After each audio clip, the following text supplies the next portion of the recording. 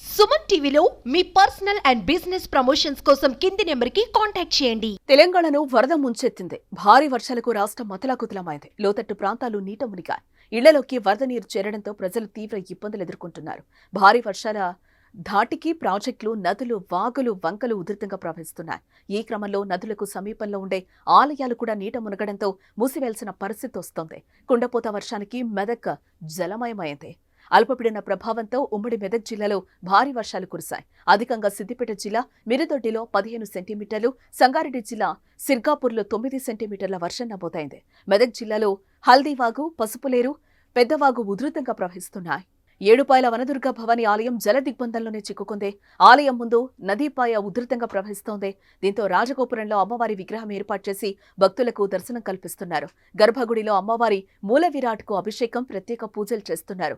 వరద నీరు తగ్గాక తిరిగి దర్శనం కల్పిస్తామని ఆలయ ఈవో తెలిపారు.